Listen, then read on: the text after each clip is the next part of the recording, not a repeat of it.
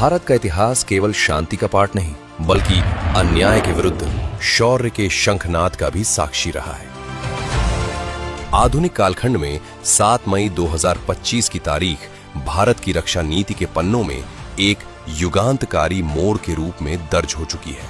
ये वो दिन था जब विश्व ने देखा कि भारत अब केवल प्रतिक्रिया नहीं देता, बल्कि राष्ट्रीय हितों की रक्षा के लिए नया भारत घर में घुसकर प्रहार करने का सामर्थ्य और साहस रखता है।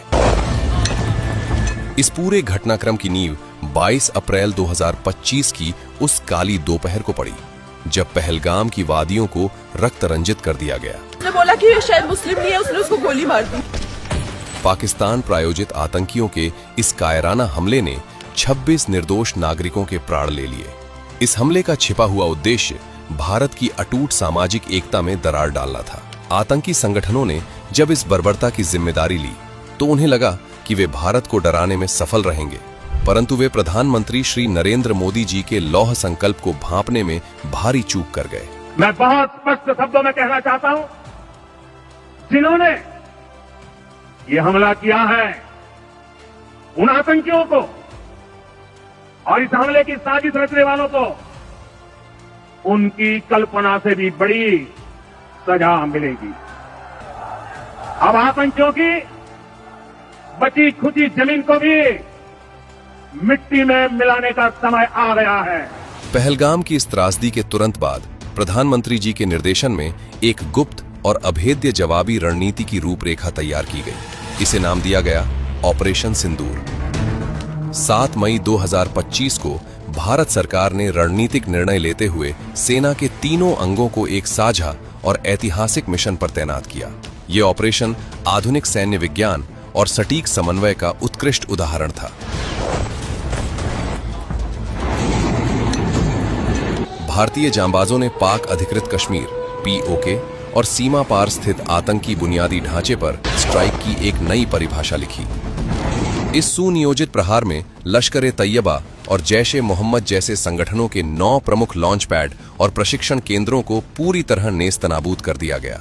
ये केवल एक सैन्य हमला नहीं था, बल्कि उन अड्डों की जड़ें खोदने की कार्रवाई थी जहां से भारत के विरुद्ध जहर बोया जाता था। ऑपरेशन सिंदूर के परिणाम और आंकड़े भारत की बढ़ती वैश्विक सैन्य शक्ति का प्रमाण है।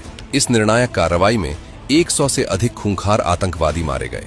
सैटेलाइट इमेजरी और इंटेलिजेंस इनपुट्स ने बाद में पुष्टि की कि आतंकियों के प्रशिक्षण केंद्र खंडहर में तब्दील हो चुके हैं। इस मिशन में भारत ने अपनी स्वदेशी AI एयर डिफेंस प्रणाली और अत्याधुनिक हथियारों का उपयोग किया। तकनीक की श्रेष्ठता ऐसी थी कि दुश्मन के रडार और विमानों को संभलने या सीमा के पास आने तक का अवसर नहीं मिला। प्रधानमंत्री श्री नरेंद्र मोदी जी के नेतृत्व में यह प्रहार केवल सैन्य स्तर तक सीमित नहीं रहा।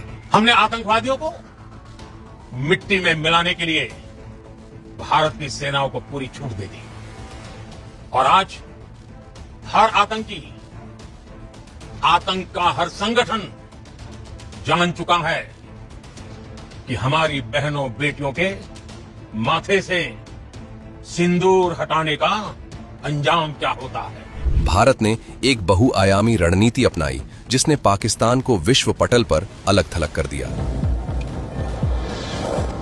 I say to the whole world, India will identify, track and punish every terrorist and their backers.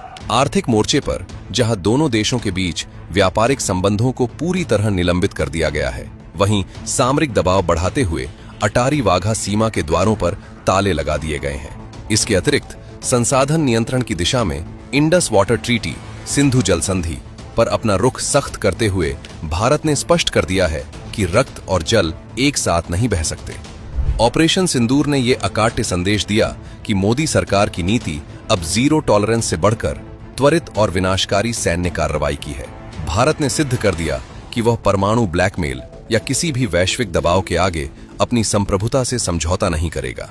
आज ऑपरेशन सिंदूर की सफलता ने वैश्विक मानचित्र पर भारत की साख को एक नई ऊंचाई दी है। प्रधानमंत्री श्री नरेंद्र मोदी जी के नेतृत्व में भारत ने रणनीतिक संयम और निर्णायक प्रहार के बीच वो संतुलन स्थापित किया है जो एक महाशक्ति की पहचान होती है।